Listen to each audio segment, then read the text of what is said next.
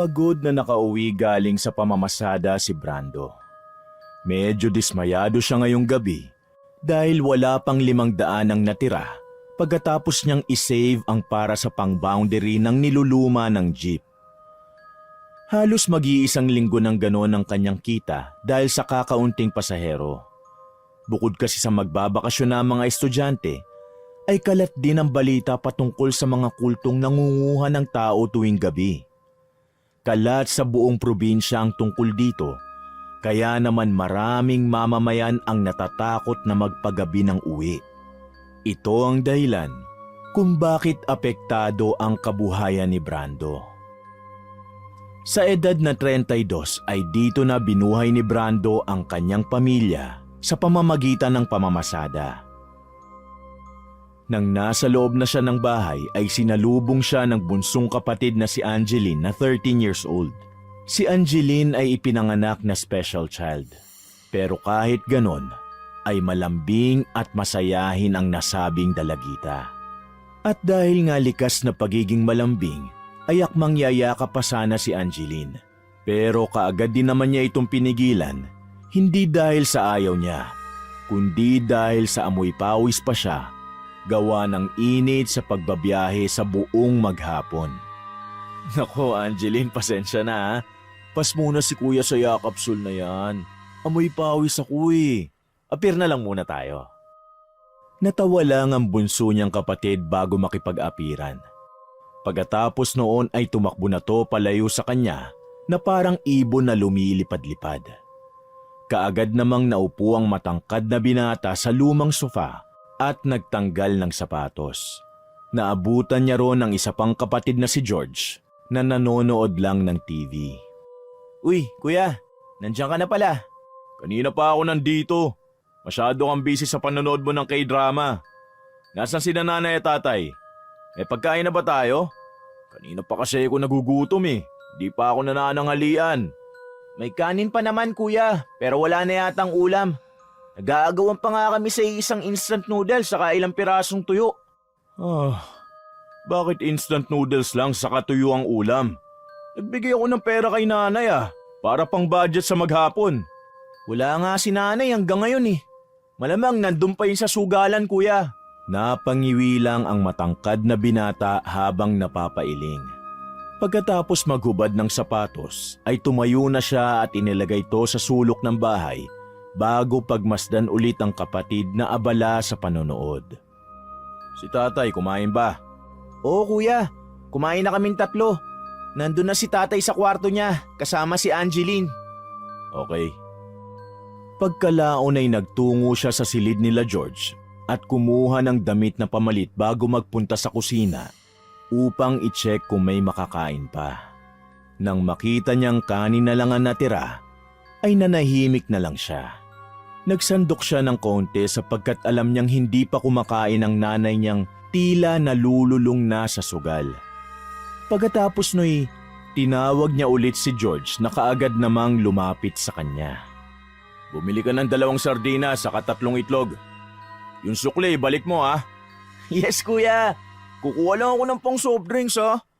Oo na, bilisan mo na dahil kumakalam na talaga ang sikmura ako. Pagkaalis ni George ay pumwesto na nga siya sa tapat ng hapagkainan at pagkatapos ay nag-alay siya ng pasasalamat para sa pagkain. Lord, maraming salamat po sa pagkain. Kahit ang tagal ng ulam kong sardinas, sana bilisan na nung utol kong makupad kumilos. Wala pang halos 10 minuto ay nakabalik na si George dala ang 2 sardinas at 3 itlog na inutos sa kanya. Kasama na rin ang soft drinks na nirequest nito. Pagkakuha ng sukli ay kaagad ding binuksan ni Brando ang isang sardinas at pagkatapos ay iniwan niya sa mesa ang mga natira.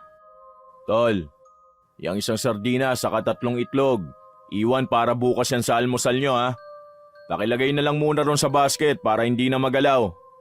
Okay kuya, sige. Nang matapos nang gawin ni George ang utos sa kanya, ay bumalik na ang binatilyo sa sala para magpatuloy sa panonood. Magsisimula pa lang kumain ng binatang matangkad nang dumating na naman si Angeline na nanghihingi rin ng pera matapos makitang may iniinom na soft drinks ang Kuya George niya. Narinig naman yun ni Mang Ambo na papunta lang sana ng banyo para umihi. Kaya sinaway niya ang bunsong anak. Angeline, halika nga muna rito. Hindi pa nga nakakakain ng Kuya Brando mo eh. Humihirit ka na dyan. Ikaw talagang bata ka, oo. Hayaan niyo na po, Tay. Mano po. Tumayo ang matangkad na binata sa kanilapitan ng ama at nagmano rito. Pagbalik niya sa tapat ng hapagkainan, ay dumukot siya ng pera at binigyan ng bunsong kapatid ng 20 pesos. Tuwang-tuwa ang special child na nagtatakbo palabas ng kusina. Ako, binigyan mo pa. Kaya namimihasa rin ang kapatid mong yan eh. Mauubusan ka pa ng pera niyan at baka makulangan ka ng pang-boundary. Tay, okay lang po yan. Magkano lang naman po ang binigay ko. Kain po tayo, Tay. Salamat anak. Pero tapos na ako. Hinihintay ko nga ang nanay mo dahil mukhang napataambay na naman sa alam mo na. Ay, ikaw na nga magpayo dyan sa nanay mo na kapag hindi siya tumigil sa kasusugal, baka lahat ng binibigay mong pera malustay niya na. Kanina nga may pumunta rito at naniningil ng utang niya. Imbis na ipambili ko ng bigas at ulam, naibayad ko tuloy. Kaya instant noodles na lang kami at tuyo. Hindi ka patuloy natirhan. Nang marinig yon ng matangkad na binata, ay nakaramdam siya ng pagkadismaya sa ina. Hindi niya naman magawang magalit dahil ayaw niyang mawala ng respeto sa nanay niya. Tay, paano ko naman po pagsasabihan si nanay? Di ako pa ang inalngala nun kung nagkataon. Sa bagay, kung ako nga nagsasabi, mas galit pa sa akin. Sumasakit na talaga ang ulo ko dyan sa nanay mo. Kaya hinahayaan ko na lang din, anak. Tay, paano po kaya kung kayo na muna bahalang mag-budget ng perang ibibigay ko? Para hindi na rin may pangsugal ni nanay. Ano sa tingin nyo? Naku anak, kahit bigyan mo o hindi ng pera yon, gagawa ng paraan ng nanay mo na makapagsugal. Kanina nga lang yung sinasabi ko sa'yo. May naningil dito ng utang at malamang sa sugal yun. Ano pong gagawin ko, Tay? Sa kanya mo pa rin ibigay ang budget, anak. Ang payo lang bawas-bawasan hanggang sa ma-realize niya na dapat na siyang tumigil sa pagsusugal. Kasi kapag hindi mo na binigyan ng pera ang nanay mo, baka magtampo pa yun. At lalo lang yung maging dahilan para malulong siya sa sugal. Ay, ano bang napapala ng tao sa sugal? Mabuti na lang talaga at hindi ko nakahiligan at natutunan yan. Kaya ikaw anak ha, huwag mong tutularan ang nanay mo sa bagay na yan ha? Oo naman po, Tay. Sa inyo ko po yata naman ang hindi pagkahilig sa kahit anong sugal. Sige na, ituloy mo na ang pagkain mo. Huwag kang mag-alala. Kapag nakabawi na ako ng lakas at kapag okay na tong mga binti ko, babalik na rin ako sa pagmamaneho. Matapos sumubo ng makakain, ay nakangiting tumugo ng binata. Nako Tay, huwag niyo na po masyadong pakaisipin pa ang tungkol sa pagbalik sa trabaho. Okay na sa akin basta magpalakas lang kayo at makapagtapos sina George at Angeline. Pagkatapos ng usapan ay nagpatuloy na sa pagkain ng binatang matangkad. At ilang saglit pa nga, matapos kumain ay naghilamos na siya ng katawan bago magtungo sa kwarto nila ni George at mahiga. Lord, marami pong salamat sa maghapon na to. Basta Lord, ingatan niyo po lagi ang pamilya ko. Good night. Bago matulog ay pinaalalahanan niya ang kapatid na si George na hintayin ang kanilang ina, saka i-check mabuti ang mga pinto at bintana ng bahay. Paghiga ay nakatulog kaagad siya ng mahimbing dala ng matinding pagod. At kinabukasan ay mas inagahan nga niya ang pamamasada. Subalit katulad kahapon ay matumal pa rin talaga dahil sa dami ng kakumpetensyang jeep. Pero kakaunti naman ang pasaherong bumabiyahe. Hindi alam ni Brando kung pinaglalaruan nga lang ba siya ng tadhana o sinusubok ng kapalaran. Sapagkat nang tanungin naman niya ang ibang mga tsuper na kakilala niya, ay maayos naman ang kita ng mga to kumpara sa kanya. Pagsapit ng tanghali, pagkatapos mananghalian sa karinderya, ay nagpalipas muna ng oras si Brando sa tambayan ng mga tsuper. Narinig naman niya ang kwentuhan patungkol sa gumagalang kulto sa probinsya na talagang laganap na. Kahit ang ilang mga tsuper ay aware na rin sa balitang yon, kaya ang ilan ay medyo natatakot na rin. Pero ang matangkad na binata ay mas kinatatakutan ang mawalan siya ng kita sa isang araw sapagkat siguradong magugutom ang kanyang pamilya. Kaya naman ang makita niya at makausap ang matagal ng kaibigang si Joey na kauuwi lang galing sa kalapit na probinsya, ay binigyan siya nito ng mga suwestyon na dapat gawin. Kahit may kayabangan ng kaibigan niyang ito, ay may punto naman sa mga sinasabi. Pare Koy, dun sa kabilang probinsya, hindi nga ako pumapasada ron. Madalas ko ipaarkila ang jeep ko. Solve na ako kung makadalawa, 3 o 4 na biyahe. Kotang-kota na talaga, as in. Di ako sure pare. Medyo luma na rin kasi tong sasakyan ko eh. Si tatay pa nga nagmamaneho niya noon. Buti nga at naayos nung naaksidente si tatay. Kaya ako munang humawak kaysa ibang tao pang magbaboundary. Naku pare Koy, wala yan sa bago o sa luma. Basta kayang humataw ng sasakyan, ilaban mo na. Kaysa naman magtiyaga ka sa mga pabarya-baryang kita. Samantalahin mo lalo na at magsasummer ngayon. Bukod sa lipat bahay, uso ang swimming. Ganun ang gawin mo. Maniwala ka sa akin. Solve yung problema mo sa kakarampot na kita. Sige pare, susubukan ko. Wala rin namang mawawala, di ba? Kung walang aarkila, okay lang din. Babalik ako sa pamamasada. Yan. Ganyan dapat ang mindset, pare Koy. Huwag kang mag-stick sa kaya lang abutin ng utak mo. Dapat mag-isip tayo ng out of the box. Yan ang mga natututunan ko sa buhay. Napangiwi na lang si Brando sa mga sinabing yun ng kausap, kahit na may punto naman to. Yun nga lang talaga, ay may pagkamayabang ito. Kaya marami ang galit at ilag kay Joey, lalo na sa mga tsuper. Kapag may nagrenta sa akin, pare Koy, sa'yo ko muna ipapasa para naman mabuhayan ka at magpursige na ituloy ang plano. Huwag kang tumulad sa mga kasama mong tsuper dito na babiyahe, tatambay, uuwing lasing. Naku, huwag mong iburo ang sarili mo rito sa terminal. Malabong umasenso ka rito.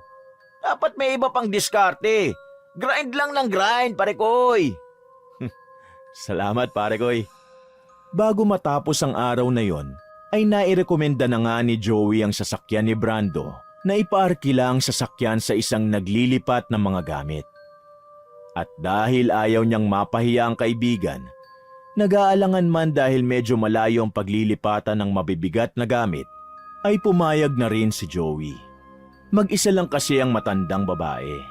Tumulong na rin ang matangkad na binata sa pagbubuhat ng mga gamit bilang pakonsuelo. Mabigat man at nakakapagod, ay napawi ang lahat ng yon matapos siyang abutan ng malaking halaga. Ba, ayos to ah. Malaki rin pala talaga ang kita. Partida, ilang oras lang akong bumiyahe niyan. Ayos din ang rekomendasyon ni Joey. Tama nga siya. Magbabiyahe pa kaya ako ngayong araw? Sige na nga, kahit 1 o 2 pasada lang. Sayang din ang oras eh. Mga bandang 6:00 ng gabi ay nakabalik pa si Brando sa pamamasada. Nagbiyahe pa siya ng 1 oras at sinwerte rin siya dahil nakailang ikot din siya sa bayan na sumakto para sa pang-boundary.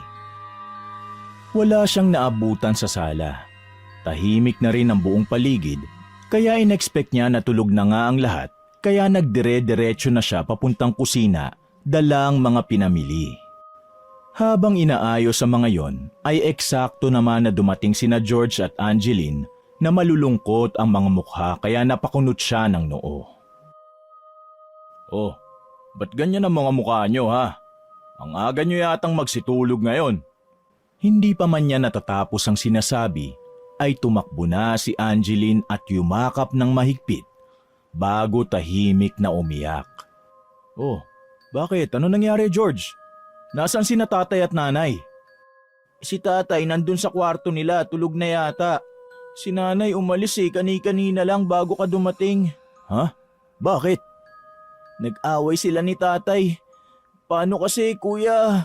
Ang nanay mo, nagkautang na naman dahil sa sugal na yan. Kaya yun, ang pagkain namin ng buong maghapon, naging pambayad pa. Hindi pa kayo nagsisikain? Simula tanghali pa, kuya. Hiningi na nga lang ni tatay ng pagkain sa kapitbahay tong si Angeline eh.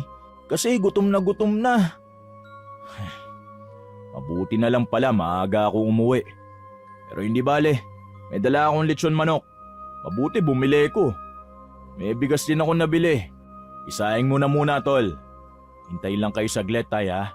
At makakapaghapunan na rin tayo. Habang hinihintay na maluto ang sinaing, ay nag-usap muna ang mag-ama sa labas ng bahay. Tinalakay nila ang tila lumalalang pagkalulong ni Ginang Isme sa pagsusugal. Pasensya na anak, at hindi ko na talaga natiis kanina. Kaya inaaway ko na ang nanay mo. Hindi na kasi maganda na nagagamit ang pera sa pagsusugal. Ang nanay mo, kumikitid na ang utak. Huwag po kayo mag-alala tay. Kakausapin ko po talaga si nanay para naman matigil na siya. Siguro po di na muna ako sa kanya magbibigay ng pera. Ay, tama anak. Bumili ka na lang ng mga kailangan kesa pirahin mo para hindi na magastos ang nanay mo. Pagdating naman sa bills, ikaw na lang din o si George ang magbayad. Mahirap na. Kapag nalaman ng nanay mo na sa akin ka magbibigay, magagalit yun. Sige po tay, ako na pong bahala. Maya-maya pa, pagkatapos mag-usap ng mag-ama at maluto ang kanin, ay sabay-sabay na nga silang naghapunan. Habang kumakain ay natalakay din nila ang patungkol sa medyo nadadagdagang pagkawala ng mga kabataan. Anak, siya nga pala, mag-iingat-ingat sa pagbabiyahe ha. Parang narinig ko kanina dyan sa labas yung mga kapitbahay natin na nag-uusap May nawala na naman daw na bata. Schoolmate ko po yung tinutukoy nila tay. Parang kahapon pa po nawawala yun eh. Pero ang sabi, naglayas lang po talaga. Kung ano man ang dahilan, mas mainam na mag-ingat pa rin kayo. Pati ikaw, George. Pagtapos na ang klase, wag na munang maggala-gala sa kung saan-saan, ha? Tama si tatay, tol. Saan naman ako pupunta? Diretso uwi lang ako rito sa bahay kaya. Mabuti kung ganon. Basta ipagpatuloy mo lang yan. Malay mo, dagdagan ko ang allowance mo. Malay mo lang ha. Huwag kang masyadong mag-expect, tol. Mag-expect na ako, kuya. Bahala ka dyan. Nagtawanan lang sila habang nagpapatuloy sa hapunan. Ilang minuto pa, nang matapos na ang pagkain na mag-aama, ay kaagad hinugasan ni Ginoong Ambo ang mga pinagkainan. Nang matapos na ay pinuntahan siya ng ama sa sala sapagkat nanonood pa siya ng TV. Hindi ka pa matutulog, nak? Hinihintay ko pa po si nanay. Nako, baka mapuyat ka sa kahihintay mo ron. Kapag hinating gabi na masyado, matulog ka na at wag mo nang hintayin, ha? Malamang nakapwesto na naman yon. Sige po tay, matulog na po kayo. Ako nang bahala rito. Sige anak. Basta ang sinasabi ko sa iyo kanina nung kumakain tayo ha. Huwag mong baliwalain yon, Brando. Hindi biro ang mga kabataang nawawala. Mas maigi na ang nag-iingat. Aware naman po ako tay. Kaya huwag kayong mag-alala masyado. Lagi rin namang nandun sa sasakyan yung sandate. Kapag may mga taong gagawa ng hindi maganda, yari sila sa akin. Paano na kung hindi ordinaryong tao? Paano mo gagamitin yung pamukpok? Kung masasama sila tay, kahit sino pa, kahit aswang, mangkukulam, kulto, maligno o tiyanak, basta hindi ako papayag na hindi sila masaktan. Napangiti ang Ginoo bago tuluyang magpaalam na matutulog na. Kaya kinawayan na lang niya. Ilang oras pa ang lumipas. Naubos na lahat ni Brando ang palabas sa TV. Pero hindi pa rin sumusulpot ang kanyang ina. Kaya nagdesisyon na siyang patayin ang TV at magtungo sa banyo. Habang naghihilamos ng katawan sa banyo, ay nabagabag ang kanyang isip kung kumusta na kaya ang ina. Gusto niya rin kasing makausap to ng maayos para naman matigil na ang pagkalulong nito sa sugal. Nang nakahiga na siya sa papag, ay napadasal na lang siya habang nakatingin sa bubungan. Lord, alam ko naman pong hindi mo pababayaan ang pamilya ko. Ingatan niyo po sana si nanay kung nasaan man siya ngayon. Pagkatapos sabihin yon ay ipinikit na rin niya ang mga mata at natulog na ng mahimbing. Kinabukasan ay nagpatuloy ang pagtatrabaho ni Brando. Naabutan niya ang ina na natutulog sa sala kaya hindi niya na muna to inabala pa dahil aalis na rin siya. Simula kasi nang mairekomenda ni Joey ay mas dumami na ang umaarkila ng kanyang jeep.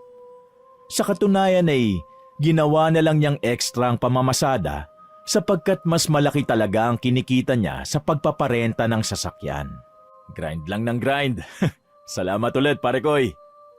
Walang kasihan, pare Koy. Sabi ko naman sa'yo eh. Makalipas ang alas 5 ng hapon, ay nagdesisyon na munang umuwi si Brando sapagkat gusto niya talagang makausap ang ina. Nakatatlong arkila naman ang sasakyan kaya malaki-laki na rin ang kanyang kinita. Matapos makapagbigay ng boundary sa may-ari at makapamili ng lechon manok sa Kalyempo, ay nagtuloy-tuloy na siya sa kanilang bahay. Pagkapark niya ng jeep sa tapat ng bahay, ay naabutan ng binata ang kumpulan ng mga tsismosa at tsismoso. Ano naman kaya ang pinagchichismisan ng mga to? At talagang sa tapat pa sila ng bahay Hindi na niya natapos pa ang pagsasalita sapagkat narinig niya ang boses ng kanyang tatay na tila nakikiusap sa iilang tao. Dali-dali siyang lumapit doon at pumagitan kaya narinig niya ang dahilan ng komosyon. Doon niya nalaman na sinisingil pala ng 3 tao ang kanyang nanay Isme sa utang nito.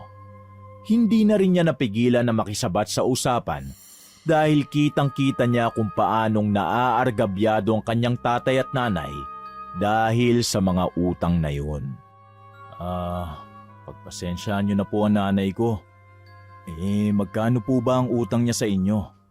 Halos umabot din ng 3,000 ang utang ni Nanay Isme na binayaran na lahat ni Brando para matapos na. Hiniling niya rin sa mga taong yon na hanggat maaari ay huwag nang isasama sa pagsusugal ang kanyang ina sapagkat wala naman itong pera. At dahil sa nabayaran niya na ang utang ng ina, ay inatras na ng mga yun ang plano nilang ipabarangay si Nanay Isme. Pagpasok ng ama sa loob ng bahay, ay tinapi kaagad siya ni Ginoong Ambo na halata sa hilat siya ng mukha ang pagkadismaya. Tay, huwag na po kayong sumimangot dyan. Okay na po ang lahat. Nabayaran ko naman na ang utang ni nanay Pasensya ka na anak. Ako dapat ang nag-handle ng mga ganitong bagay may pera ka pa kaya niyan pagkatapos mong bayaran ang utang ng nanay mo? May natira pa naman tay, kahit papano. Nakabili pa nga ako nitong lechon manok tsaka liempo. Tapos nakapag-boundary na rin ako kaya wag na po kayong masyado mag-alala. Nangihinayang din kasi ako sa pera anak. Itong nanay mo talaga. Hindi ko alam kung bakit ba nagkakaganyan yan. Hayaan nyo na po tay. Kumain na po muna tayo. Mamaya ako kakausapin ng nanay. Kaagad tinawag ni Mang Ambo si George at ibinigay ang ulam. At pagkakita rin ni Angeline sa kanyang kuya, katulad ng dati, sinunggaban niya to ng yakap dahilan upang tila mapawi ang lahat ng pagod ni Brando sa buong maghapon.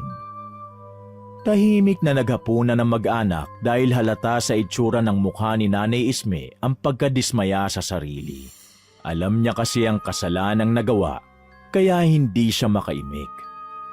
Nang matapos na silang maghapunan, ay kaagad kinausap ng binata ang kanyang nanay patungkol sa pagsusugal nito. Nay, itigil niyo na po ang pagsusugal niyo. Nakita niyo naman po ang nangyari kanina. Paano na lang po pala kung wala akong nadiskarte? Di sa barangay kayo pupulutin. Pasensya na anak. Sa sobrang lungkot ko kasi Parang sa pagsusugal ko na lang dinadaan kaya hindi ko rin namalaya na naghanda utang-utang na ako dahil dyan. Pasensya na talaga. Nalulungkot? Bakit naman kayo nalulungkot, Nay? Nito kasing mga nakalipas na buwan, namimiss kong dalawa mong kapatid, sina Jenny at Luke. Bahagyang nagulat ang binata nang marinig niya yon mula sa ina. Magmula kasi nang mamatay ang dalawa niyang kapatid na nabanggit, ay hindi na nila ito napag-usapan pa. Namatay ang dalawang kapatid niyang to matapos masangkot sa aksidente na kasama ang tatay ambu nila. Pasensya na po, Nay, kung ganyan pa lang nararamdaman niyo ngayon. Pero hindi naman ho dahilan yan para ilulong niyong sarili niyo sa pagsusugal. Marami namang ibang paraan para libangin ang sarili. Huwag lang po sa sugal. Sige, naiintindihan ko anak, kaya pasensya na talaga. Huwag niyo na po ulitin to, Nay, ah. Kasi baka sa susunod, wala na akong may pambayad. Baka mamaya magulat na lang kami. Kinukuha na ng pinag-utangan niyo itong bahay natin. Nakakaawa naman tayo pag sakali tayo dinampot. Lalo na si Angeline.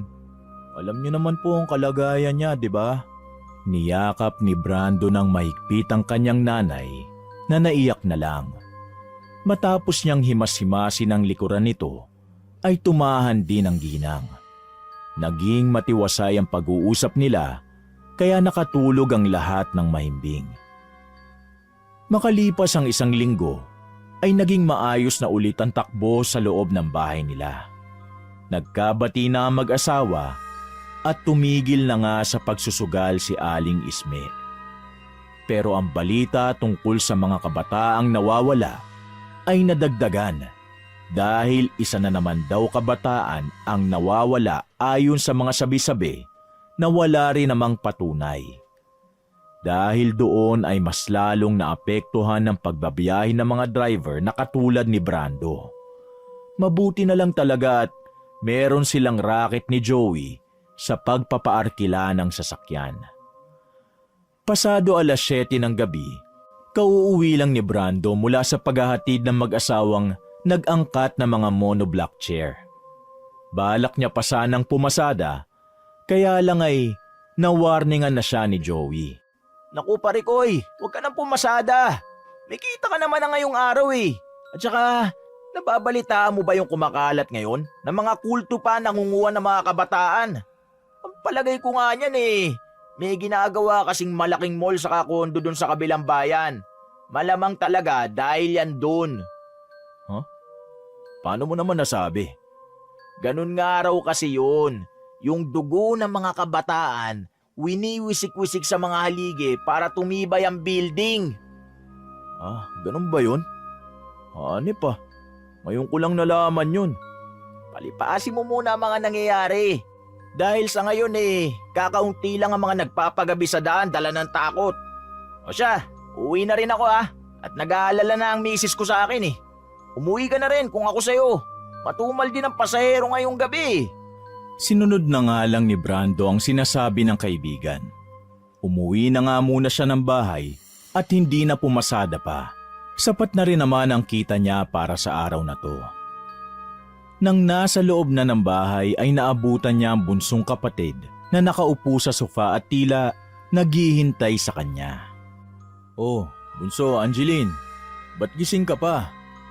Tumabi siya sa kapatid kasabay ng paglapag sa bag na naglalaman ng mga kinita niya sa pamamasada at pag-arkila ng sasakyan. Sila nanay at tatay, kanina pa ba tulog? Anong ulam natin? Gutom na ako eh. Di na naman kasi ako nakakain sa karinderya kanina dahil ibig kong sabihin, maraming pasahero. Ba't hindi ka pa nga pala natutulog, bunso? Kumamot-kamot lang sa ulo si Angeline, kasunod ng pagyakap sa kanya ng mahigpit. Pagkalaon ay tumutok na ulit ito sa panonood ng TV at hindi na siya pinansin. Mabuti na lang at dumating si George na kagagaling lang sa banyo, kaya yun na lang ang tinanong niya. Kumain na ba kayo? Nasaan si nanay at tatay? Oo kuya, kumain na kami. Pritong bangus kuya ang ulam namin, tapos may sabaw din. Tulog na sina nanay at tatay. Ah, ganun ba? Kayong dalawa, magsitulog na rin kayo ha. Pagkatapos ko kumain, dapat wala na kayo rito. Sige kuya, hinihintay ka lang talaga namin tapos matutulog na rin kami. Angeline, narinig mo sabi ni Kuya Brando ha? Patayin mo na ang TV. Napasimangot na lang ang babae saka sinunod ang utos ng nakatatandang kapatid. Nang mawala na sa paningin ni Brando ang dalawang kapatid, ay nagtungo na nga siya sa kusina para kumain. Ilang minuto pagkatapos maghapunan, ay hinugasan niya rin kaagad ang mga pinagkainan, saka naghilamos at naglinis na ng katawan sa banyo. Makalipas pa ang ilang minuto, paglabas niya ng banyo ay dumiretso ang binata sa sala para siguruhing nakakandado ng maayos ang pinto ng kanilang bahay at nakasara ang mga bintana.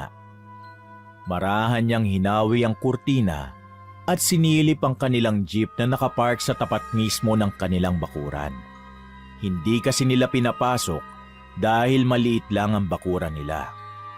Nang hahawiin na niya ulit paloob ang kurtina, ay napansin niyang para bang merong taong nakatayo sa labas ng jeep sa bandang likuran. Nang masiguro niyang tao nga ang nakita niya, ay dali-dali siyang lumabas ng bahay para lapitan ito at tanungin. Bago pa siya makalabas ng bakuran, ay tuluyan nang nawala ang nasabing tao. Kaya nagtungo na lang siya sa loob ng jeep at sinipat kung merong nawala. Sa kabutihang palad ay maayos naman ang sasakyan, kaya bumalik din kaagad siya sa loob ng bahay. Sino kaya yun? Sigurado kung may nakita akong tao kanina eh. Ang bilis naman nun. Hanip siya. Huwag lang siya magtatangkang kunan ng pyesa tong jeep ko dahil kapag nahuli ko siya, matalang talaga niya ang walang latay. Pagkalak ng pinto ay saglit niyang sinilip mula sa bintana ang sasakyan at nagmasid kung bumalik ang tao pero hindi niya na ito nakita. Kaya nagtuloy-tuloy na siya sa kwarto nila ni George at natulog. Pasado 3:00 ng madaling araw ay sabay silang nagising ni George matapos mabulahaw dahil sa malakas na alulong ng aso mula sa hindi kalayuan. Pagbangon niya mula sa papag, ay nakita niyang nakatayo na si George sa pintuan ng kanilang kwarto. Uy, bakit ka nakatayo dyan, George? Si Angeline, kuya. Nakadungaw sa bintana. Huy, Angeline! Anong ginagawa mo dyan? Ha? Ano? Tumayo siya at naglakad palabas ng kwarto. Si George naman ay nilapitan na ang bunso nilang kapatid at sinilip din kung ano o sino ang sinisipat nito sa labas ng bahay. Pagkalaon ay muling umalulong ang aso mula sa hindi kalayuan. Kaya bahagyang nagtayuan ang mga balahibo ni Brando at napayakap siya ng bahagya sa sarili. Hindi niya lang ipinahalata sa mga kapatid ang kilabot na namumuo sa kanyang pagkatao dahil ayaw niyang matakot din ang mga ito. Sino bang sinisilip niyo dyan? Parang may tao sa labas ng bahay, kuya. Sa likuran ng jeep. Bigla tuloy na alala ng binatang tsuper ang nakita niya kagabi na lalaki kaya dali-dali rin siyang dumungaw sa bintana. Nasaan? Wala naman akong makita. Kaalis lang, kuya. Hindi na pinatapos pa ni Brando ang kapatid. Lumabas na siya ng bahay at dali-daling sinilip sa magkabilang kalye ang sinasabing tao ni George. Subalit hindi niya na naabutan pa yon, kaya dismayado siyang bumalik sa loob ng bahay at muling ikinandado ang pinto. Sigurado ba kayong may nakita kayong tao? Oo, kuya. Di ba, Angeline? Nakita mo rin? Pagtango ng babae ay hinimas-himas na ni Brando ang buhok nito sapagkat kita sa mukha ni Angeline ang takot dahil sa narinig na pag-alulong ng aso. Sige na, bumalik na tayo sa kwarto at matulog. Hayaan nyo na yun. Huwag kang matakot sa alulong ng aso, di ka mapapano dyan. Tabihan at yakapin mo lang si nanay o tatay dun sa kwarto nyo. Pagbalik ng magkakapatid sa kani-kanilang silid, ay nahiga lang si Brando at muling tumingin sa bubungan nila. Sapagkat naisip niyang may pakay talaga ang kung sino mang tao na yon. Hindi kaya isa sa mga nautangan ni nanay yon? Hindi naman siguro, kuya. Pero malay din natin. Siya nga pala, tol. Wala ka naman pasok bukas, di ba? Gusto mong sumama sa akin sa pagpasada? Tuturuan na rin kitang magmaneho para kapag nagkalisensya ka na, makakapag-sideline ka rin sa pagdadrive. Uy, sige kuya! Bukas sasama ako! O sige. Siya, matulog na nga tayo. Huwag mo nang pakaisipin yon. Huwag mo na rin sasabihin kina nanay at tatay ang tungkol dun, ha? Sige kuya. Maya-maya ay narinig na lang ni Brando ang kapatid na humihilik na, kaya tinalikuran na lang niya to at pinilit na makatulog. Kinabukasan pagbangon niya ay may nakahain na sa hapagkainan, kaya kumain na kaagad siya. Pero nang mapansin niyang tila kakaiba ang ikinikilos ng ina, ay nagtaka siya. Nay, ayos lang po kayo? Oo, anak. Parang medyo inaantok lang ako. Matulog na po muna kayo. Wala naman po kayong gagawin, di ba? Ako na lang po ang bahala dito. Gigisingin ko na lang din si George mamaya dahil sasama sa akin yun eh. Tuturuan ko rin kasi siya mag-drive. Sige anak, mabuti yan at matuto na rin siyang magmaneho. O siya, maiwan na muna kita dyan. Sige po, Nay. Eksaktong pagbalik ng ginang sa kwarto ay siya namang pagbangon ni Ginoong Ambo. Ginising na rin ni Brando ang kapatid para isama sa pagpapasada. At katulad ng napagkasunduan, ay maghapon na pumasada ang magkapatid dahil walang umarkila ng sasakyan ngayong araw. Maganda ang naging resulta ng tandem nilang magkapatid dahil kahit matumal ang pasahero, ay malaki-laki pa rin ang kinita nila. Pagsapit ng gabi sa huli nilang biyahe, ay medyo natakot na si George dahil hindi pa uso ang mga posting may ilaw sa mga dinadaanan nila. Kaya naman nagbiyahe sila sa kadiliman ng gabi. Nakakatakot naman pala magbiyahe ng ganitong oras pa lang. Biruin mo, napakadilim ng dinaharaanan natin. Hindi pa pala na-aksyonan ni na Mayor ang pailaw dito, kuya. Nagkalat pa naman yung kulto-kulto na yun. Medyo nakakatakot tuloy eh. Alam mo, tol, hindi mo naiisipin yan dilim-dilim na yan kapag pera na ang usapan. Mabuti nga at marami-rami tayong pasahero eh. Kaya nga kuya, last biyahe na natin to, di ba? Oo, kaya mag-relax-relax ka na dyan. Oo kuya. Pagkasabing yun ay naningil na ng bayad si George sa mga pasahero. Maya-maya, nang mapadaan na sila sa pinakamadilim na bahagi ng kalsada dahil sa matatayog ang puno, ay nakarinig ang lahat ng malakas na alulong mula sa hindi kalayuan. Nangilabot ang lahat dahil sa alulong na yon. Kaya medyo binilisan na ni Brando ang pagpapatakbo. Si George naman ay panay ang sipat sa likuran para i-check ang mga pasahero nila, lalo na ang buntis na halatang takot na rin dahil sa mga narinig. Grabe naman. Nakakatakot naman yung alulong na yun. Kinikilabutan na tuloy ako, kuya eh. Hindi naman na nagsalita pa si Brando. Nag-focus na lang to sa pagmamaneho hanggang sa nabigla silang lahat matapos mayroong sumulpot na tao sa gitna ng daan at kamuntikan pang masagasaan. Ay, lintik naman! Mabuti na lang at napreno kaagad ni Brando ang jeep at hindi nasagasaan ng matandang lalaki na napayuko din naman bigla. Pagkahinto ng sasakyan, ay lumingon ang matandang lalaking nasa gitna ng kalye at humarap ito sa kanila. Napakunot noon naman si George sapagkat tila namukaan niya ang nasabing matanda. Sinamaan lang sila ng tingin nito bago naglakad papunta sa kung saan at hindi na nila nakita pa. Marami namang pasaherong umangal kaya walang choice si Brando kundi humingi ng paumanhin sa nangyari. Nang umandar na ulit ang sasakyan, ay sumipat-sipat pa si George sa paligid para tignan kung nasaan na ang matandang lalaki pero wala na siyang nakita. Kuya, parang pamilyar sa akin yung matandang yun ah. Talaga? Saan mo naman nakita? Hindi ko na nga maalala kung saan ko nakita eh. Pero parang pamilyar talaga sa akin eh. Isipin mong mabuti. Dahil hindi pa kami tapos ng walang yang yun. Muntik pa tayo madisgrasya.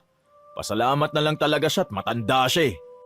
Dahil sa mabagal at maingat na pagmamaneho, ay inabot ng 9:00 bago sila matapos sa pagpapasada. Gayunpaman, ay sulit naman ang biyahe nila dahil malaki-laki rin ang naging kita. Nakapag-boundary pa si Brando at nakabili sila ng ulam para ngayong gabi at kinabukasan.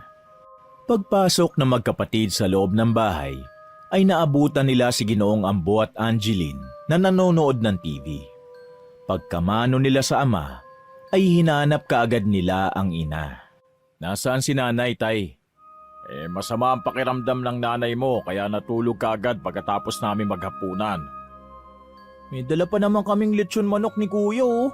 Kumain naman na kami. Siguro, pagtirahan nyo na lang ang iba para bukas sa almusal. Kamusta na po ang nanay? Kaya pala kaninang umaga parang namumutla ang tingin ko sa kanya. Sabi ko na nga ba hindi maganda ang pakiramdam niya kanina. Gusto niyo ba tay? Bumili na ako ng gamot? Bukas na lang siguro anak. Napainom ko naman na siya ng gamot eh. Huwag na rin kayo masyadong maglalabas ng hating gabi ha. Dahil alam mo naman na nangyayari ngayon. Yung mga kulto-kulto. Sige po tay, kakain na po muna kami ni George. Ikaw Angeline, gusto mo rin kumain? Nang tumanggi ang babae ay dumiretso na sina Brando at George sa kusina para kumain. Dala na rin ang matinding pagod sa pamamasada, kaya naparami ang kain nila. Nang matapos na ay naunang maghilamos at maglinis ng katawan si George dahil antok na to. Nagpahuli na si Brando sapagkat naghugas pa siya ng mga pinagkainan nila at nag-check ng mga bintana at pinto. Nang masiguro niya na nakakandado na ang pinto, ay naghilamos na rin siya at naglinis ng katawan bago magtungo sa kwarto. Matiwasay na ngang natulog ang magkapatid. Subalit pagsapit ng eksakto 3:00 ng madaling araw, ay naalimpungatan na naman si Brando. Nakarinig kasi siya ng mahihinang boses mula sa labas ng bahay. Tumayo siya at nagtungo sa sala para silipin kung may tao sa labas ng bahay. Pero wala naman siyang nakita. Tanging boses lang ang kanyang naririnig. Para itong bumubulong ng mga salitang hindi naman niya maintindihan kung ano. Para makasiguro ay lumabas siya ng bahay at nag-ikot-ikot sa bakuran. Nagpunta rin siya ng jeep pero hindi talaga niya nakita ang taong gumagawa ng kakaibang bulong. Nang pabalik na siya sa kanilang bahay, ay bigla na lang siyang napahinto sa mismong pintuan. Humarap siya ulit sa labas at doon na nga niya nakita ang matandang lalaki na nakatayo sa harap ng nakaparadang jeep. Pamilyar ang itsura nito, kaya napakunot noo siyang bigla habang iniisip kung sino to. Ikaw yon? Yung kamunti ko na masagasaan? Magbabayad ang nanay mong sugarol. Pagkasabing yon ng matandang lalaki, ay bigla na lang lumamig ang kapaligiran kasabay ng paghangin ng malakas, dahilan para mapayakap si Brando sa sarili. Kinilabutan siya ng husto at mabilis na gumapang ang kilabot na yon sa buo niyang pagkatao, kaya hindi kaagad siya nakakilos. Ramdam niya ang unti-unting pagtatayuan ng mga balahibo niya sa katawan. Nangatog siya ng unti-unting kumilos ang matandang lalaki na nakatayo sa tapat ng jeep habang nakatingin ng malalim sa kanya. Anak, Brando? Ikaw ba yan nandyan sa labas, ha? Pagdating ni Ginoong Ambo na bigla ring nagising, ay napalingon sa kanya ang anak. At nang magbalik tingin siya sa tapat ng jeep, ay katakatakang wala na roon ang matandang lalaki na nakita niya kanina. Anong ginagawa mo dyan, nak? Ano po kasi, tay, Hindi na natapos pa ng binata ang sasabihin, sapagkat narinig nilang sumigaw at umiyak si Angeline, kaya dali-dali silang nagtungo sa kwarto kung saan to naroon. Pagpindot ni Mang Ambo ng switch at nang lumiwanag sa buong silid, ay tumambad nga sa kanila si Aling Isme na nakaupo sa isang sulok at nangangatog ang buong katawan. Nilapitan ng Ginoo ang kanyang asawa habang si Brando naman ay niyakap lang si Angeline na tila takot na takot. Ano yun? Bakit? Ano nangyari, ha? Isme, mahal, ano nangyayari? Bakit ka nandyan sa sulok? Magbabayad naman ako ng utang. Parang awa mo na. Huwag ang pamilya ko. Huwag mo silang idamay. Anong sinasabi mo, mahal? Doon na biglang naalala ni Brando ang matandang lalaki kanina, pati ang mga sinabi nito sa kanya. Magbabayad ang nanay mong sugarol. Maya-maya ay bigla nang nag-hysterical si Nanay Isme na pilit namang inalo ng kanyang asawa. Subalit dahil sa lakas ng ginang ay hindi siya naawat. Nagsisigaw siya na parang baliw habang pinipiga ang ulo at sinasabunutan ang buhok. Dahil din tuloy doon ay nagising na rin si George, nagulat na gulat sa nakita. Kuya, Tay, ano po nangyayari kay nanay? Hindi ko rin alam eh. Halika rito at samahan mo si Angeline. Tutulungan ko si tatay. Nang nasa tabi na ni George ang bunsong kapatid, ay kaagad namang nilapitan ni Brando ang ina para pigilin sa pag-hysterical nito na parang nawawala sa sarili. Tama na! Tama na! Tama na! Tigilan mo ang pamilya ko! Tigilan mo na ako! Eksaktong pagkasabi niya nun ay bigla na lang bumula ang kanyang bibig at nangisay. Namuti rin ang mga mata nito kaya mas lalong naalarma ang mag-aama. Tay, dali na natin si nanay sa ospital. Sige anak. Wala na nga silang sinayang na oras. Kasama ang buong mag-anak at gamit ang jeep na pampasada, dinala na nga nila ang ginang sa ospital ng bayan. Pero bago umalis ng bahay, ay nahagip pa ni George ang matandang lalaki na para bang pumasok sa loob ng bahay nila habang nakangiti. Pero hindi niya na muna sinabi ang tungkol sa bagay na yon sapagkat nakafocus ang lahat kay Aling Isme. Sa kabutihang palad ay nadala nila ang ginang sa pag-aamutan.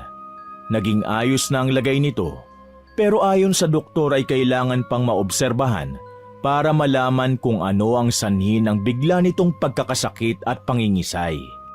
Mga anak, bumalik na muna kayo sa bahay para makapagpahinga kayong tatlo.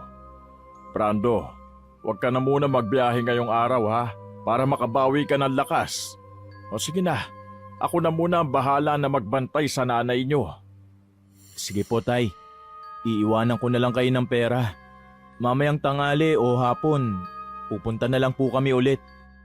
Dahil sa nangyari kay Aling Isme, ay naging malungkot ang loob ng bahay. Ramdam na ramdam yun ni Brando, kahit papilit niyang nilalakasan ng loob para sa mga kapatid at tatay. Hindi na rin kasi niya alam ang gagawin kung pati ang nanay nila ay bigla pang mawala. 2 kapatid na rin niya kasi ang namatay, kaya sobrang sakit kung madadagdagan pa. Naantala lang ang pag-iisip niya nang tumabi si George sa upuan. Napatingin siya rito at nang mapansing tila hindi rin mapakali ang nakababatang kapatid, ay tinanong niya ito. Tulog na si Angeline? Oo kuya, humihilik na nga eh. Kumain ka na ron. Nakapagluto na ako tapos matulog ka rin muna. Tignan mo, ang lalaki na ng eye bags mo. Natatakot akong matulog sa kwarto kuya. Bakit ka naman matatakot sa sarili mong bahay?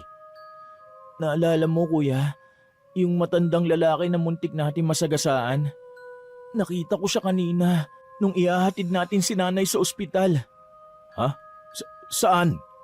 Dito mismo, pumasok siya sa bahay. Naalala ko na rin na siya pala yung nakita namin ni Angeline nung nakaraang madaling araw. Hindi alam ni Brando ang mararamdaman pagkatapos marinig yun sa nakababata niyang kapatid.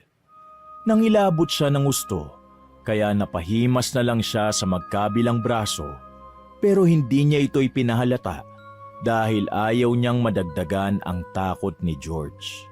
Kuya, natatakot din ako. Baka kung anong mangyari kay nanay. Huwag kang mag-alala. Magiging ayos din ang lahat, tol. Kumain ka na muna para makaidlip ka na. Hindi naman ako aalis ngayon eh. Kaya kalmahin mo lang ang sarili mo. Sumunod na nga si George sa kanyang kuya. at mabilis na lumipas ang oras. Pagsapit ng hapon ay isinama na rin ni Brando sa ospital ang mga kapatid sapagkat natatakot ang mga to na magstay sa sariling bahay. Isang masamang balita ang sumalubong sa magkakapatid sapagkat ayon sa doktor ay nakomatose ang kanilang nanay Isme at hanggang sa mga oras na yon ay inoobserbahan to. Kapag daw hindi nagising sa loob ng 1 linggo ang ginang, ay kailangan na nilang magdesisyon. Halos maiyak ang mag-aama sa kanilang narinig, pero wala naman silang ibang magawa kundi maghintay. Nire-request din ng pamunuan ng ospital na kailangang mailipat sa mas high-end na ospital si Nanay Isme para mas maobserbahan pa ito. Pagkatapos ng hapunan, ay pinauwi na muna ni Ginoong Ambo ang mga anak para makapagpahinga. Nag-iwan lang ng pera si Brando sa ama at pagkatapos ay umalis na sila. Nang nasa bahay na ang 3 magkakapatid, ay napansin niyang tila hindi pa rin mapakali si George, kaya muli niya itong kinompronta para pagaanin ang loob. Tol, doon mo na lang sa kwarto natin patulugin si Angeline para magkakasama tayo. Sige kuya. Nang nasa kama na nilang natutulog ang babae, nagtungo na ulit sa sala si George para sabayan sa panonood ang kanyang kuya. Kinakabahan ka pa rin ba, Tol? Oo kuya eh. Hindi pa rin ako komportable. Ano ka ba, Tol? Dapat tandaan mo na hindi ka dapat matakot sa loob ng bahay mo. Pipilitin ko kuya. Mabilis na lumipas ang oras. Nang nakatulog na rin si George, ay nanatili lang muna sa sala si Brando sapagkat hindi pa tapos ang kanyang pinanonood.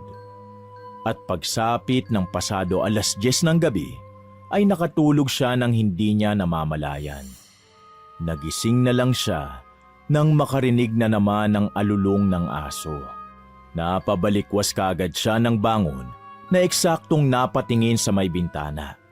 Nakarinig din kasi siya ng kaluskos sa tapat ng bakuran.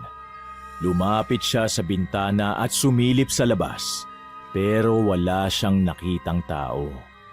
Nakarinig lang siya ng mga bulong katulad ng narinig niya kagabi.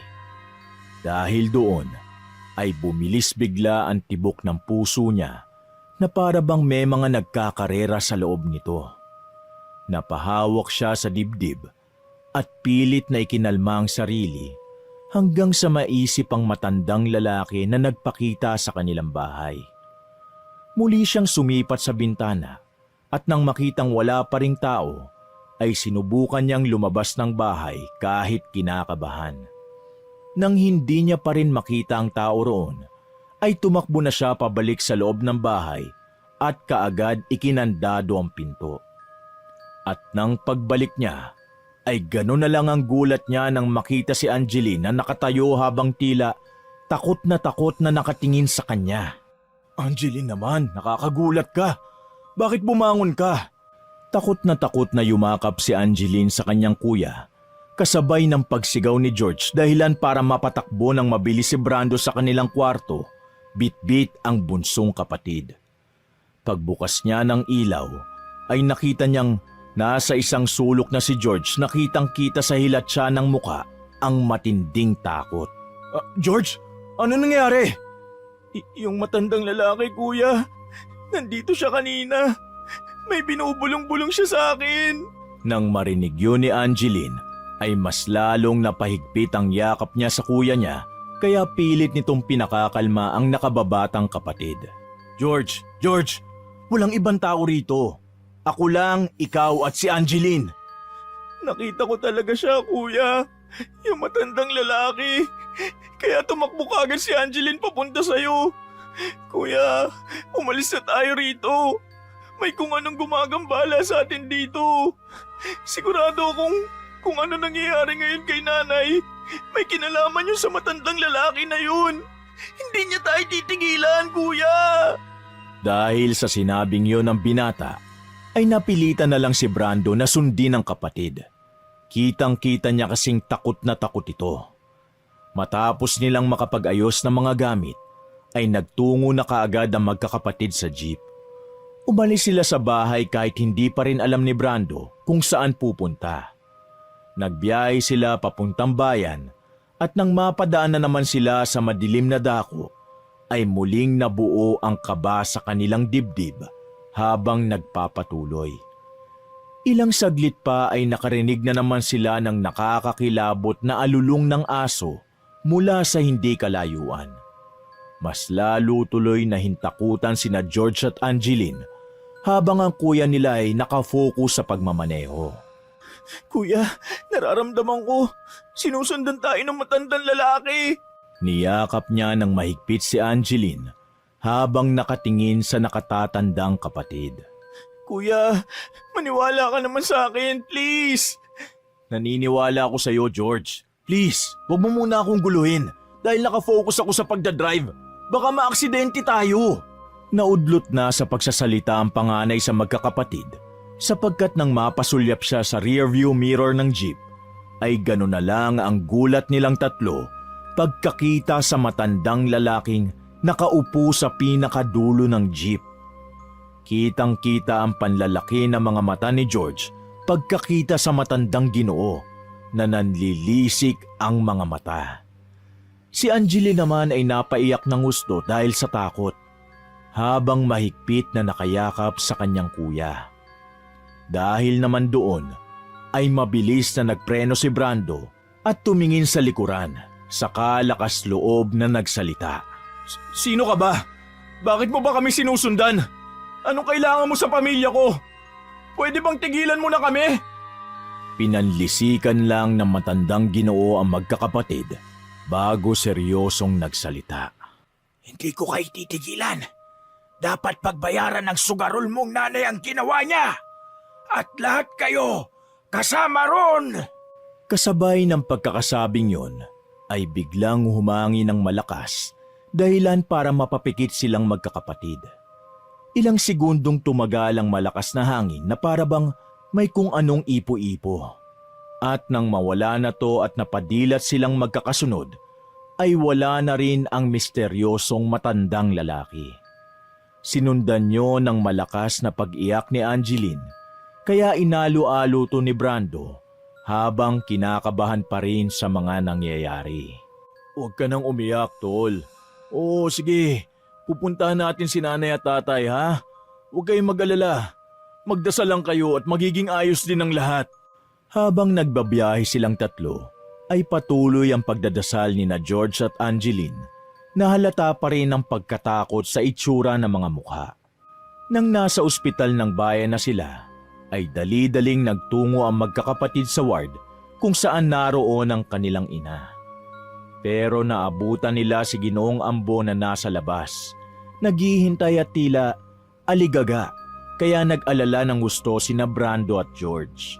Tay, ba't nandito po kayo? Nasaan si nanay?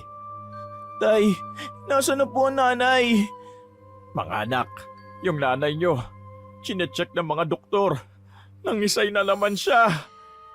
Kuya, kagagawan to ng matandang lalaking yun. Siguradong may ginawa siyang hindi maganda kay nanay, kuya. Kailangan iligtas natin si nanay. Hindi nakapagsalita kaagad si Brando matapos yung sabihin ng nakababata niyang kapatid na patuloy pa rin sa pag-iyak habang nakakapit sa kanyang mga kamay. Samantalang si Mang Ambu naman ay gulat na gulat dahil sa mga nalaman. Anong matandang lalaki? Sino yun, mga anak? Bago pa makasagot ang magkapatid, ay dumating na ang doktor at kinausap ang padre de pamilya. Nang marinig nila na okay na ang lagay ni Nanay Isme, kahit papano ay nakahinga na sila pare-pareho ng maluwag. Pero hindi pa rin sila nagpakampante sapagkat hindi pa nagigising ang ginang. Kritikal pa rin ang lagay niya at anumang oras ay maaari siyang masawi. Dahil doon ay nag-usap-usap na ng masinsinan ng mag-ama at sinabi na nga ni na Brando at George ang tungkol sa matandang lalaki na hinala nilang gumawa nito kay Aling Isme. Tay, yun lang po ang narinig kong sinasabi ng lalaki. May atraso raw sa kanya si nanay at susunod-sunurin niya daw tayong lahat. Tay, bago pa mauli ang lahat, kailangan na nating gumawa ng paraan. Pasensya na mga anak. Dahil sa mga nangyayari ngayon, parang hindi na ako makapag-isip ng tama. Hindi ko na rin alam ang gagawin ko. Naawa ng husto ang panganay sa magkakapatid nang makita niyang mapaluha ng tahimik ang kanilang ama. Ito kasi ang unang pagkakataon na makita nila itong umiyak. Noong namatay sina Jenny at Luke, hindi nila to nakitang umiyak. Pero ngayong mas magulo na ang sitwasyon, ay unang pagkakataon ito para sa magkakapatid. Dahil doon ay nilapitan niya ang ama at mahigpit na niyakap. Naiiyak man siya sa sitwasyon nila ngayon, pero pinigil niya ang sarili at mas piniling maging matapang. Tay, wag na po kayong mag-isip masyado. Dumito na lang po kayo at bantayan si nanay. Ako na pong bahalang gumawa ng paraan para humanap ng tulong. Sasama ako, kuya. Saan naman kayo pupunta mga anak? Alam niyo namang delikado ngayon sa labas dahil sa mga bali-balita tungkol sa mga kulto. Baka kayo naman ang mapahamak. Pangako, tay, mag-iingat ako. Kuya, sasama ako sa iyo. Please, nanay ko rin siya kaya dapat may gawin din ako. At saka, kailangan mo ng kasama dahil tama si tatay. Delikado ngayon sa labas gawa ng mga kulto-kulto na yan. Napabuntong hininga na lang si Brando at hindi na nakipagtalo pa sa nakababatang kapatid. Dahil alam niya rin na wala na silang dapat na aksayahin na oras. Mga anak, hindi ko na rin alam kung anong sasabihin ko sa inyo. Pero sana lang, mag-iingat kayo. Dahil hindi na biro itong mga nangyayari. Naway, gabayan kayo ng Panginoon at makahanap kayo ng solusyon para gumaling ang nanay nyo bago pa mahuli ang lahat. Huwag po kayo mag-alala, tay. God is good all the time. Mag-iingat din po kami. Pupunta ako kay Joey para manghingi ng tulong. Bago sumikat ang araw ay umalis na ng ospital ang magkapatid. Iniwanan lang nila ng pera si Mang Ambo para sa panggastos nila ni Angeline at Aling Isme. At pagkatapos ay nagbiyahe na ang dalawa papunta sa bahay ni Joey. Mag-aalas 7 ng umaga, eksaktong naabutan nila si Joey na paalis pa lang. Meron kasi itong susunduin mula sa pantalan, kaya medyo nagmamadali ang maangas na lalaki. Uy, ba't naparito kayo magkapatid, pare koy? Paalis pa naman ako. Importante lang, pare koy. Kailangan ko sana ang tulong mo eh. Hindi ba may kakilala kang manggagamot? I mean, albularyo o kahit anong uri ng manggagamot na kayang tumulong sa nanay ko.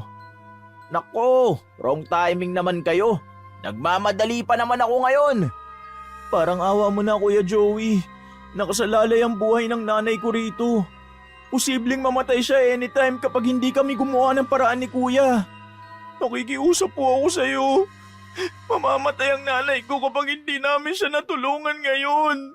Dahil na rin sa awa, ay wala nang nagawa si Joey kundi tulungan ang magkapatid na Brando at George. Pinaubaya na muna niya sa bayaw na si Gordon ang pagsundo sa pantalan ng mga angkat. Pagsakay ni Joey sa jeep ni Brando, ay nagtungo kaagad sila sa isang malayong lugar. Umabot ng 2.5 oras ang biyahe dahil nagkandaligaw-ligaw pa sila. Pakiramdam kanina ng tatlo ay paikot-ikot lang ang lugar na kanilang pinupuntahan. Kaya naisipan nilang baliktarin pare-pareho ang suot nila hanggang sa makaalis sila sa loop. Nasabi ko na nga ba, pare koy? Parang may humaad lang sa atin na makapunta sa lugar na pupuntahan natin, kay Tandansora. Pasensya na, pare ko ya. Pero medyo bago tong mga experience na to sa akin eh. Tandansora po ba talaga ang pangalan nun? Para pala siyang bayani. Malalaman nyo rin kung bakit kapag nakita nyo na siya. Maya-maya pa ay itinigil na nila ang sasakyan at naglakad sa gitna ng bukirin na inabot ng higit kalahating oras. Nang matanaw na nila ang munting kubo sa gitna mismo ng kabukiran, ay namataan na kaagad ng tatlo ang isang matandang babae na nag-iipon ng mga panggatong sa labas lang mismo ng bakuran nito. Oh, ayun na si Tandansora. Natigilan na si Joey sapagkat lumingon kaagad sa kanilang matandang babae na nakaupo sa wheelchair. Nagkatinginan na magkapatid At doon na nga nila naunawaan kung bakit Tandang Sora ang naging alias ng matandang ginang. Kanina ko pa kayo hinihintay, mga toto. Nagpakatagal-tagal pa kayo sa kalye. Bakit kasi huli nyo na naisipan na baliktarin ang mga suot nyong damit? Nagkatinginan lang ang tatlo habang papalapit kay Tandang Sora. Nang nasa tapat na sila nito ay nauna nang nagmano si Joey habang napapangiti. Long time no see, Lola. Tandang Sora. Lola mo si Tandang Sora? Hindi ba halata? Sa bagay, sa gaspang ng ugali niyang apo ko, hindi talaga mapagkakamalan na apo ko yan. Grabe ka naman, Lola. Magandang araw po. Mano po, Tandang Sora. Mano po, Lola, Tandang Sora. Kaawaan kayo ng may kapal. Hali kayo, sumunod kayo sa akin sa loob. Kagad pumwesto si Joey sa likod ng matandang babae at marahang itinulak ang wheelchair papasok sa loob ng kubo. Kinuha naman ni Brando at George ang bitbit ng mga panggatong at sila na ang nagpasok sa loob. Nang nasa sala na sila, ay tumambad ang iba't ibang klase ng tuyong dahon, mga halamang gamot, kung ano-anong abubot, mga garapon, at iba pa na nakapalibot sa halos buong bahay.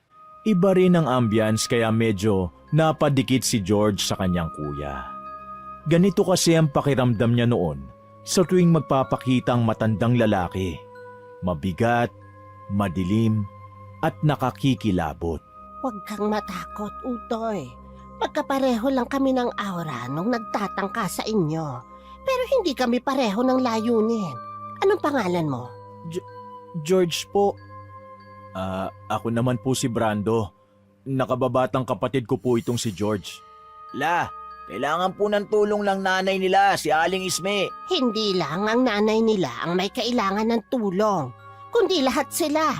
Sa ngayon ay unti-unti na silang kinakapitan ng sumpa ng mangkukulam. Katunayan, yun ang dahilan kung bakit kayo nagkandaligaw-ligaw. Namangha naman ang tatlo sa sinabing yon ng matandang babae dahil wala pa naman silang sinasabi magmula ng mapadpad dito. Sa mga oras na to, gumagawa na siya ng paraan para mapasok pati ang isip ko. Magaling ang sumpa niya. Eksperto sa pangungulam. Pero sa tanda kong to, sa dami ng karanasan ko sa kanya, sa tingin niya kahit lumpo ako hindi ko siya magagawang saktan. Kung ganun po, kilala niyo na ang taong gumawa nito sa amin? Sa nanay ko? Kanina pa, simula nang pumasok kayo sa teritoryo ko.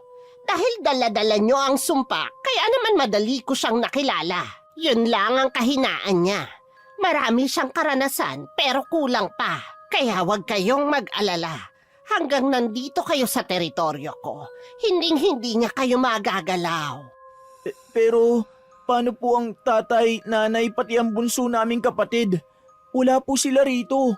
Baka po mapahamak sila. Huminahon ka lang, George. Alam mo, walang kakayahan na makapasok ang sumpa sa katawan ng isang tao, maliban na lang kung papayagan niya ito. Dinisenyo ng Diyos ang katawan natin na malakas laban sa masasamang elemento. Namamayani lang ang kasamaan dahil bukod sa hinahayaan natin ito, pinangungunahan tayo ng negatibong enerhiya. Kaya sinasabi ko sa'yo, ang pananalig at tapang ang magpapalakas at magiging dahilan ng pagkatalo ng kalaban. Inakbayan ni Brando ang nakababatang kapatid na nabuhayan dahil sa sinabi ng matandang babaeng lumpo. Maya-maya pa, matapos mag-lecture ni Tandang Sora, ay saka nito hinarap ang apo. Joey, kunin mo ang palayok, lagyan mo ng tubig at dalhin mo sa sigaan. Kayong dalawang magkapatid, sumunod kayo sa akin sa likod ng bahay, sa sigaan. Ikaw ang magtulak sa akin, George. At ikaw, Brando, dalhin mo lang yung mga panggatong. Napapakamot-ulong sumunod si Joey na walang nagawa kundi ang bumulong-bulong na lang. Nang nasa likod na sila ng bahay, ay tumambad sa magkapatid ang kakaibang itsura ng buong lugar. Mas nakakikilabot ang enerhiya ng likod bahay dahil punong-puno ito ng mga kakaibang imahe. May mga manikang itim, puti, pula, mga banga, Kandilang nakasindi na bungo ang hugis at iba pa. Pasimpleng napayakap si Brando sa sarili hanggang sa huminto sila dahil muling nagsalita ang matandang babae. Brando, ilagay mo dyan sa may bakas ng uling ang mga panggatong at sindihan mo. Gamitin mo na lang ang mga kandilang nakasindir yan, kahit alin dyan. Dali-dali ngang ginawa ng binata ang inutos ni Tandansora. Nang magliyab na ang kahoy, ay eksakto naman ang pagdating ni Joey na isinalang kaagad ang palayok na may lamang mainit na tubig. Nang ayos na ay lumapit doon ang matandang babae at mula sa maliit na lumang bag na nakasukbit sa kanya, ay mayroon siyang kinuhang mga kung anong bagay at ibinudbod sa palayok. Kumuha rin siya ng tuyong ugat at dahon na inilagay din doon. Sa kanya nilingon ang tatlo bago magsalita ulit. Bukod sa apo ko, ito ba ang unang beses niyong makasaksi ng ganitong ritual? Pagtango na magkapatid ay nagpatuloy sa pagsasalita ang matandang babaeng mangkukulam. Bago ako magsimula sa orasyon, may tanong ako sa inyong magkapatid. Kung papipiliin kayo ngayon, ang kapalit ng buhay ng inyong ina ay malaking halaga na po pwedeng magpabago sa takbo ng buhay nyo. Pipiliin nyo ba ang bagay na yon? Pipiliin ko pa rin po ang nanay ko. Ako rin po, dahil hindi mapapantayan ng kahit anong yaman ng buhay ng isang tao. Nakakatuwang sagot. Ngayon ay sigurado na ako na tama ang mga taong tinulungan ko. Makinig kayong dalawa. Sa oras na to ay kasama niyo ako sa pagpuksa sa taong gumawa ng sumpa sa nanay niyo at sa buo ninyong pamilya. Nagkamali ang inyong ina sapagkat gusto niya lang mapaalwa ng buhay niyo. Kaya lang, naargabyado niya naman ang isang tao na isang mangkukulam. Gayunpaman, ay karapatan ng bawat tao ang pangalawang pagkakataon. Kaya sasagipin ko ang nanay nyo at ang buo ninyong pamilya. Salamat po. Saka ka na magpasalamat, iho. Oh, makinig kayo. Magdasal lang kayong tatlo hanggang sa matapos ang orasyon. Nang makita ng matandang babae na kumukulo-kulo na ang nasa palayok, ay wala na siyang inaksayang oras. Sinimulan na niya ang pagbigkas ng mga ritual na siya lang ang nakakaintindi. Nanatili namang nakamatsyag ang tatlong lalaki habang nagdadasal ng kanya-kanya. Ilang saglit pa ay biglang umihip ang malakas na hangin na siyang dahilan ng pagkamatay ng mga kandilang nakasindi kahit ang siga na nagpapainit sa palayok. Pero bumalik din naman yon pagkatapos sumigaw ni Tandansora. Nagulat pa nga ang tatlong binata dahil sa lakas ng sigaw ng matandang babae. At pagkalaon ay mayroon tong maliliit na manikang inihagi sa mga palayok. Biglang nakaramdam ng init ng katawan si Brando at George pero hindi ito nakakapaso. Pakiwari nila ay parang nililinis ang buo nilang katawan. Hanggang sa makita na nga nilang lahat mula sa palayok na may itim na usok na tila nag-e-evaporate sa ere. Muli na namang nagbigka si Tandansora ng mga salitang siya lang ang nakakaintindi. Hanggang sa makalipas lang ang ilang minuto ay para nang naligo sa pawis ang magkapatid. Pero kahit ganon, ay sobrang magaang ang kanilang pakiramdam. Naalis na ang sumpa. Pero hindi ibig sabihin nun ay hindi na to magtatangkang bumalik sa loob ng ilang araw. May ipakukuha ko sa inyo. Sundin nyo ang iuutos ko. Pagkatapos niyan ay nakatitiyak akong magiging maayos na ng tuluyan ang nanay nyo. Pagbalik nila sa ospital ay laking gulat nga ng magkapatid sapagkat nagising na si Aling Isme.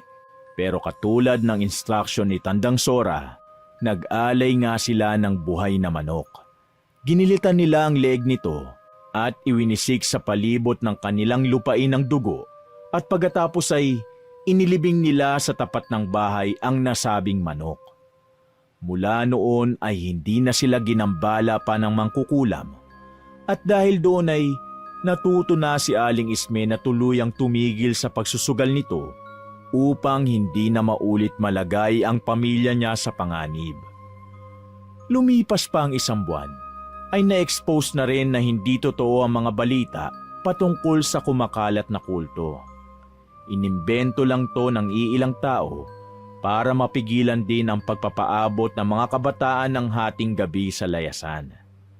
Wala namang nakakaalam kung sino nga ba talaga ang nagpakalat ng balita.